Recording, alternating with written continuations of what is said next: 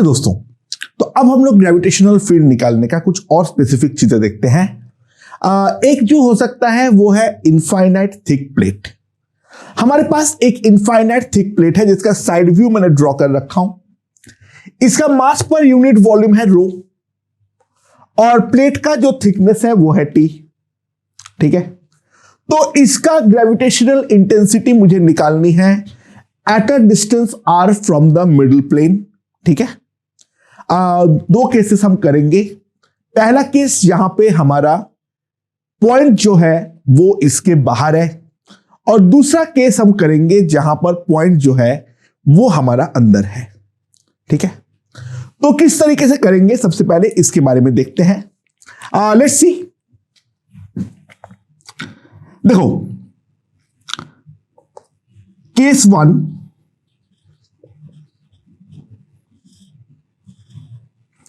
जो हमारा r है वो ग्रेटर देन और इक्वल्स टू t/2 है। ये ऊपर की तरफ हो या नीचे की तरफ हो डजेंट मैटर, केवल और केवल डायरेक्शन में बदलाव आएगा। ऑब्वियस सी बात है, ऊपर की तरफ के जो भी फील्ड लाइंस होंगे वो टुवर्ड्स द मास यानी डाउनवर्ड होंगे और नीचे की तरफ करूंगा तो अपवर्ड होंगे। बाकी अदरवाइज जो है बाकी मैग्नीट्यूड वाइज कोई अंतर तो नहीं पड़ने वाला है। तो मैं क्या कर रहा हूं, ध्यान दो।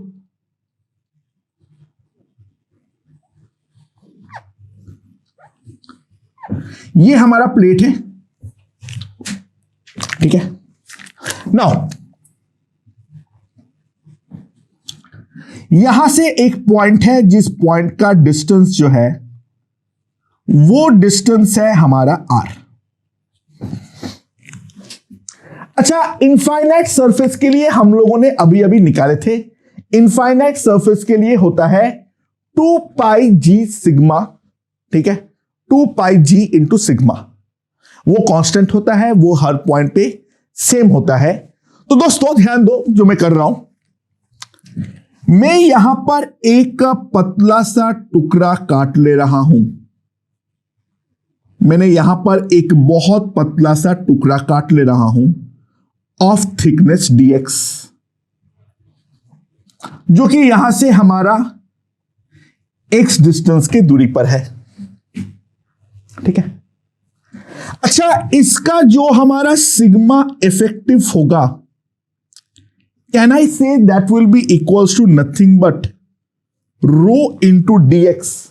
यानी वो वाला जो पतला सा है उसको मैंने एक साथ चिपका दिया, तो रो इंटू dx जो होगा, रो अगर मास पर यूनिट वॉल्यूम है और dx हमारा थिकनेस है, तो इसका जो इफेक्टिव सिग्मा होगा that will be nothing but rho into dx। तो इसके करस्पॉन्डिंग जो di होगा, that di will be simply equals to 2πg into rho dx। समझ में आया? सो जो नेट हमारा ग्रेविटेशनल इंटेंसिटी आएगी I, that will be 2πg rho integral dx। और dx का मिनिमम वैल्यू जो है वो होगा -t/2 और मैक्सिमम वैल्यू जो आएगा दैट विल बी +t/2। तो it will simply come out to be 2πg rho into t. यानी इफेक्टिवली ध्यान दो, इसको अगर मैं ऐसे सोचूं 2πg into rho t, that is nothing but a sigma effective. यानी पूरा का पूरा हमारा जो थिक प्लेट है उसको चिपका दो और उसको चिपकाने पर जो हमारा मास पर यूनिट एरिया बनेगा उसको सिग्मा इफेक्टिव की तरह ट्रीट करो, तो हमारे पास जो है वहां का नेट ग्रेविटेशनल इंटेंसिटी आ जाने वाली है। यानी साफ साफ ध्यान दो, इफेक्टिवली कहीं बाहर कोई भी पॉइंट हो, एक सिग्मा इफेक्टिव का अगर मैं लेता हूं तो P पॉइंट पे हमारा I जो होगा वो इस डायरेक्शन में होगा, और वहीं पे पॉइंट अगर मैंने इस तरफ लिया तो आई मेरा इस डायरेक्शन में होगा, जहां पे सिग्मा इफेक्टिव हमें लेना है रो इंटू टी। ठीक है, अब मान लो दूसरा केस,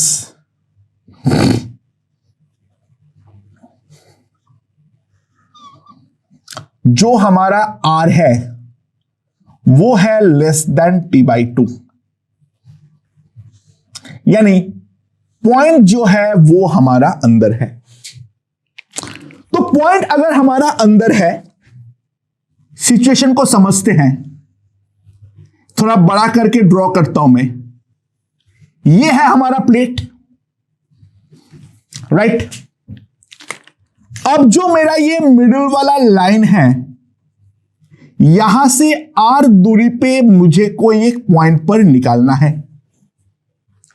तो अभी अभी हम लोगों ने जो किए हैं उस लॉजिक से अगर हम ध्यान दें, तो ये पूरा चीज को दो पार्ट में डिवाइड कर दो, यानी पी के थ्रू पास करता हुआ जो हमारा प्लेन है उसके पैरेलल प्लेन बना लो, और इसको दो पार्ट में डिवाइड कर लो।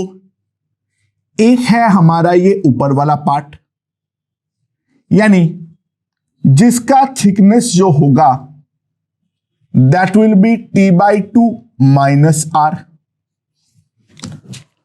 और दूसरा है हमारा नीचे वाला पार्ट, लाइक दिस, जिसका थिकनेस जो होगा that will be t by two plus r. अब पी पॉइंट ऊपर वाले के लिए सरफेस का पॉइंट यानी बाहरी पॉइंट है, तो इसका जो इफेक्टिव फिगर है, ध्यान दो मैं बना सकता हूं, मैं ऊपर वाले को पूरे को कंसेंट्रेट करके एक सिग्मा 1 इफेक्टिव का प्लेट बना लिया, और नीचे वाले सबको कंसीडर करते हुए सिग्मा 2 इफेक्टिव का बना लिया, जहां पे sigma 1 effective will be rho into t by two minus r होगा, और जो सिग्मा 2 इफेक्टिव होगा that will be rho into t by two plus r होगा। और पॉइंट पी हमारा यहां पर है, सिग्मा 1 के कारण ऑब्वियसली ये ऊपर के डायरेक्शन में होगा, दैट विल बी I1, और सिग्मा 2 के कारण नीचे की तरफ होगा। ऑब्वियसली बात है I1 और I2 हमारा डिस्टेंस पर डिपेंड तो नहीं करता है, तो I1 जो होगा that will be 2 pi g into sigma 1 effective, that will be 2 pi g rho t by two minus r, ये हमारा ऊपर की तरफ होगा। And bye similar logic I2 जो होगा that will be 2 pi g रो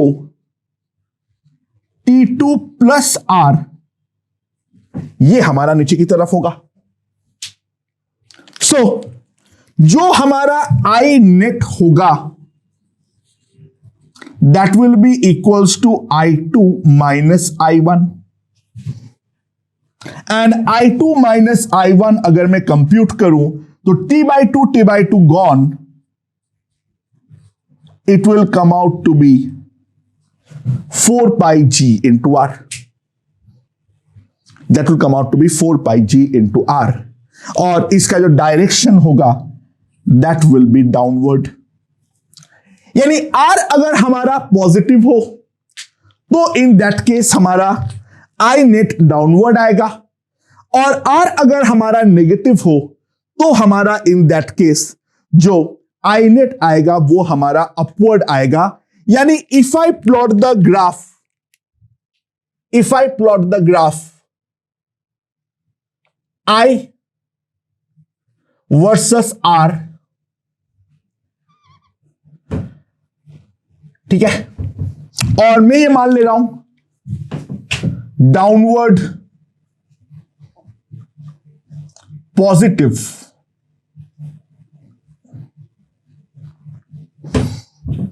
अगर मैं डाउनवर्ड को पॉजिटिव मानता हूं तो ध्यान देना R इक्वल्स टू 0 से पे आई नेट हमारा 0 होगा और T/2 तक वो लीनियरली हमारा इंक्रीज करेगा, यानी पॉजिटिव वैल्यू आएगा क्योंकि डायरेक्शन तो डाउनवर्ड ही है। तो T/2 तक हमारा ये लीनियरली इंक्रीज करेगा एंड T/2 के बाद इसका वैल्यू जो है वो हमारा कांस्टेंट हो जाएगा। बाय द वे ये वाला और यहां पर T/2 पुट करो, दोनों में हमारा सेम वैल्यू आ रहा है जो कि आना भी चाहिए था, और इसका जो वैल्यू है that is equals to 2 pi rho g t. And similarly R अगर हमारा माइनस है, यानी हम दूसरे साइड के बारे में कंसीडर करें, तो I हमारा अपवर्ड डायरेक्शन में होगा, यानी नेगेटिव हो जाएगा। That will happen up to -T/2 और उसके बाद I हमारा कांस्टेंट बन जाएगा, और I कांस्टेंट बनते हुए इसका जो वैल्यू आएगा that will be -2 pi rho GT. So this is the gravitational field intensity due to a thick plate.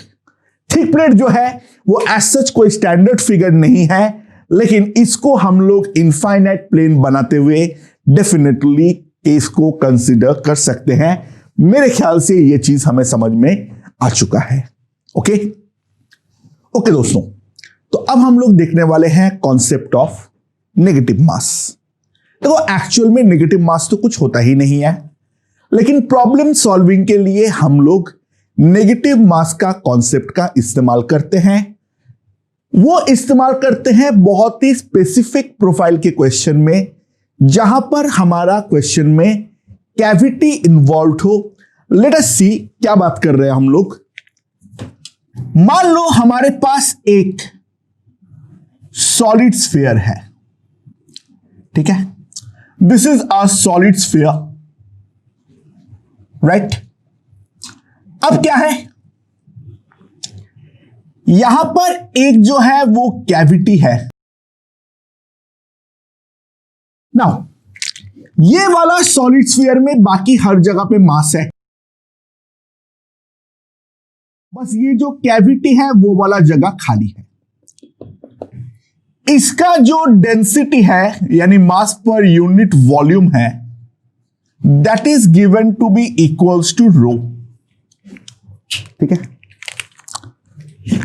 यहां पर ये वाला स्फीयर का सेंटर और जो कैविटी का सेंटर है, इन दोनों के बीच में जो हमारा पोजीशन वेक्टर है that position vector is given to be equals to a vector.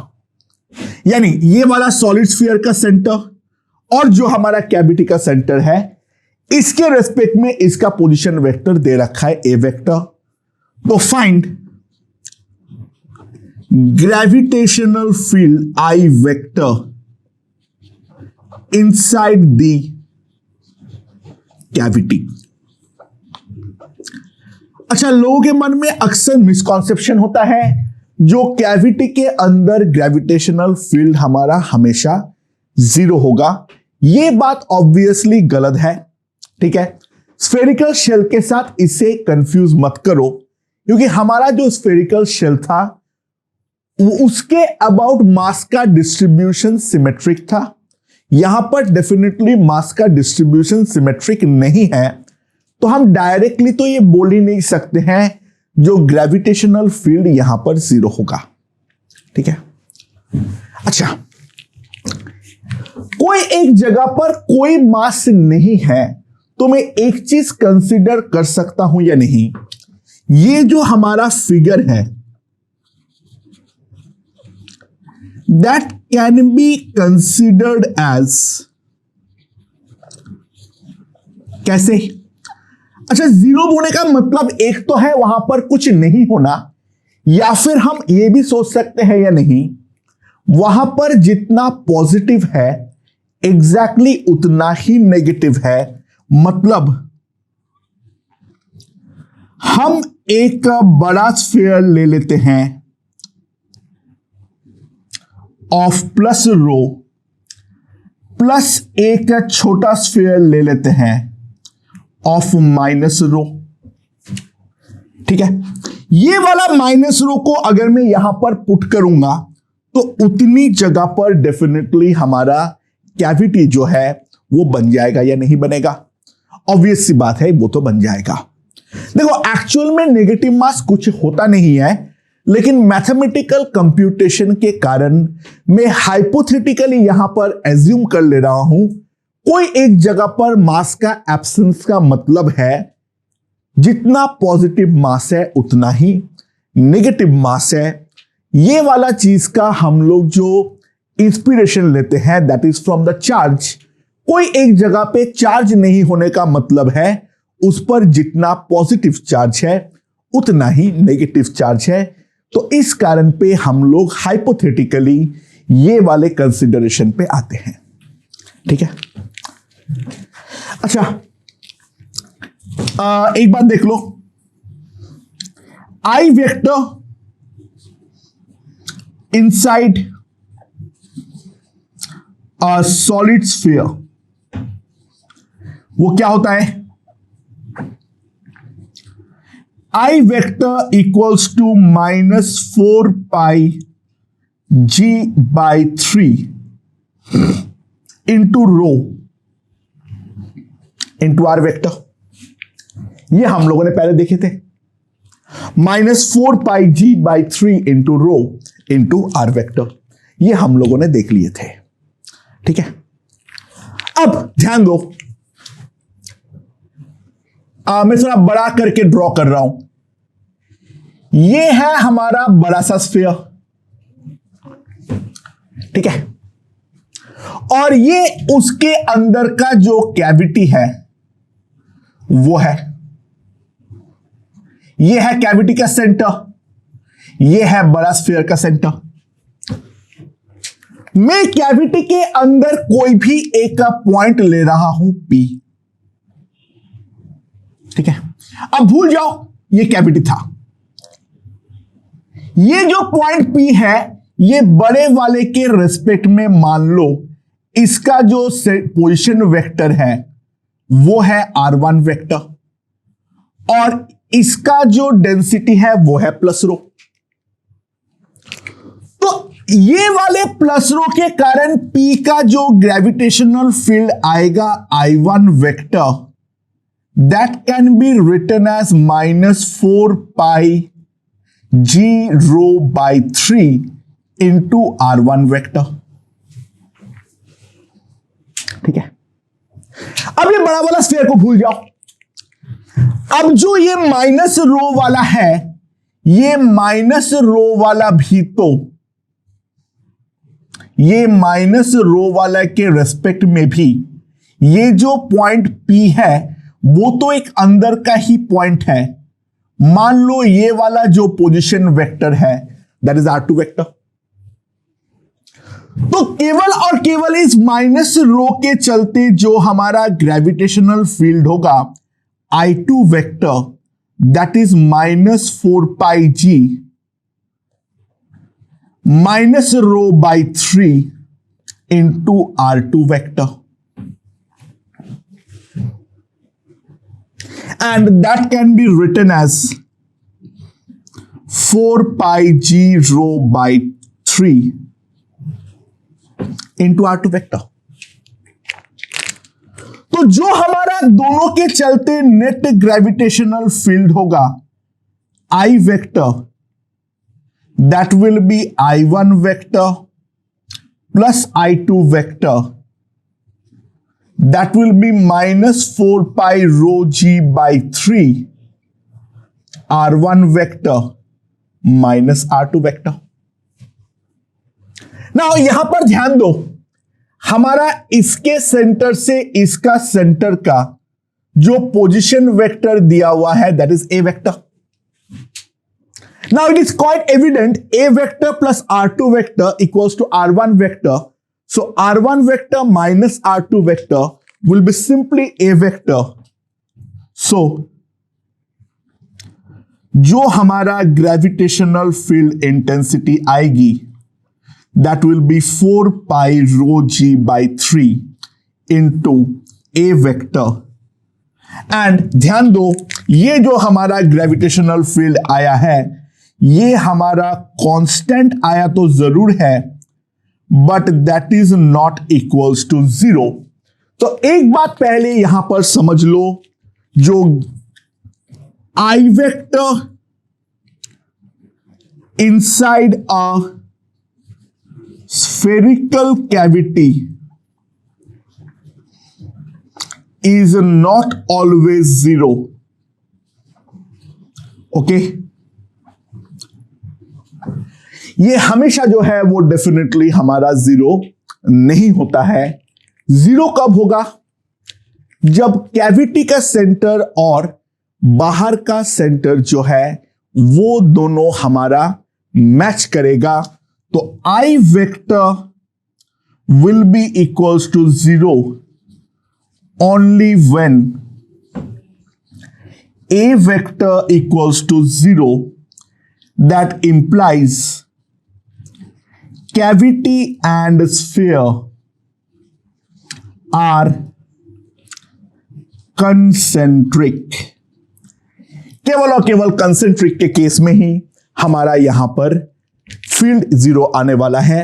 Otherwise in general अगर मास डिस्ट्रीब्यूशन हर डायरेक्शन में सेम नहीं है तो इन दैट केस कैविटी के अंदर जो हमारा ग्रेविटेशनल फील्ड होगा वो कांस्टेंट तो जरूर होगा, लेकिन डेफिनेटली हमारा 0 नहीं होगा. तो इसी चीज को अगर हम थोड़ा सा और आगे बढ़ाते हैं, मान लो हमारे पास एक थिक इनफाइनाइट वायर है. ठीक है, ये हमारा एक थिक सॉलिड इनफाइनाइट वायर है. ये है हमारा एक्सिस. ये वाला रेडियस हमें मालूम नहीं है, आई डोंट नो. इसके अंदर एक ऐसी ही सिलिंड्रिकल इनफाइनाइट कैविटी है. जस्ट लाइक दिस, यहां पर भी एक सिलिंड्रिकल इनफाइनाइट कैविटी है, और जो कैविटी का एक्सिस है और मेन सिलेंडर का एक्सिस है वो दोनों आपस में पैरेलल है. ये बाकी पूरे जगह पर जो है वो हमारा मास है. ठीक है, बाकी जो पूरे जगह है बचा हुआ ये हमारा मास है. Like this is the cavity.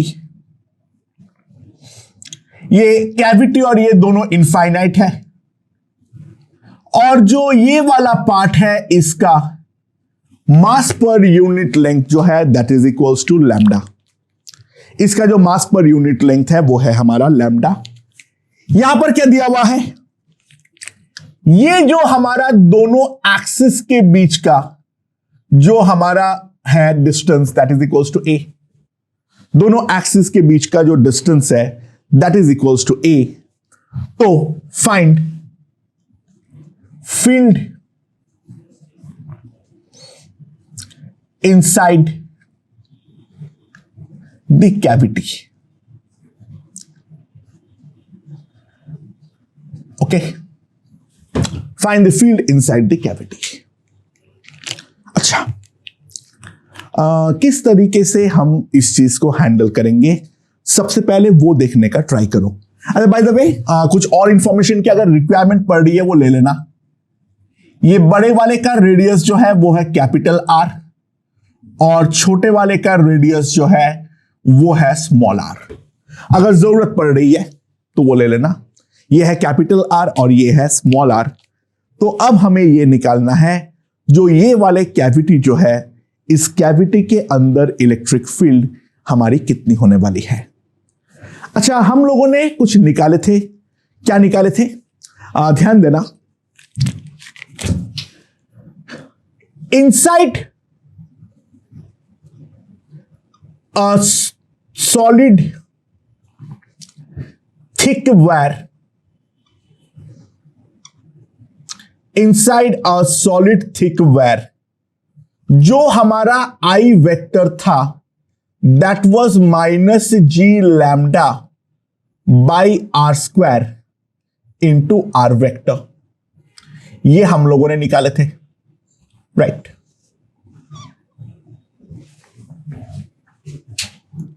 And इसको अगर मैं डेंसिटी रो के टर्म्स में लिखूं, lambda upon area will give me the density, तो मैंने पाई से ऊपर नीचे मल्टीप्लाई डिवाइड कर दे रहा हूं। So I vector equals to minus pi G lambda by pi are square is rho into are vector, ठीक है। ये है हमारा आई वेक्टर के बारे में बातचीत हुआ है। आर जो है वो हमारा इंटरनल डिस्टेंस है। सो दोस्तों ध्यान देना, अब यहां पर मैं इसका टॉप व्यू ले रहा हूं, ठीक है। ये इसका सेंटर है और कैविटी का सेंटर कुछ यहां पर है,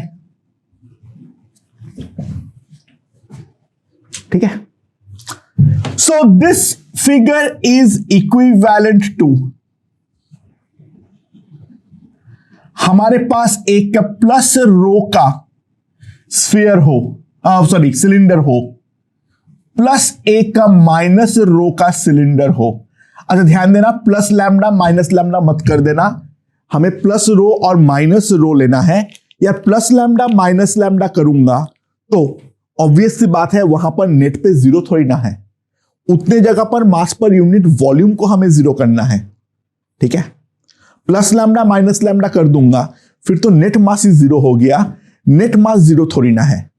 हमें जो करना है वो हमेशा प्लस रो माइनस रो को लेकर ही यहां पर डेफिनेटली आगे बढ़ना पड़ेगा। यहां पर रो क्या है वो हम लोगों ने निकाले हैं, रो जो है वो है lambda by pi are square, ठीक है। ये है हमारा रो। मास पर यूनिट लेंथ को अगर मैं एरिया से डिवाइड कर दूंगा तो डेफिनेटली मुझे मास पर यूनिट वॉल्यूम आ जाएगा। अच्छा, ये जो पोजीशन वेक्टर हमें दे रखा है that a position vector is given to be a vector. Again similar logic लगाओ, बड़े वाले के चलते I1 जो होगा वो कितना होगा, minus pi g rho into R1 vector, और I2 वेक्टर जो आएगा पाई g rho into R2 vector, ठीक है। तो जो हमारा नेट होगा I vector that is I1 vector plus I2 vector minus pi g rho R1 vector minus R2 vector, but R1 vector minus R2 vector is nothing but A vector. So I vector will be equals to minus pi g rho into A vector. This is the gravitational field intensity at the general point inside the cavity. अब यहां पर रो का value put कर दो,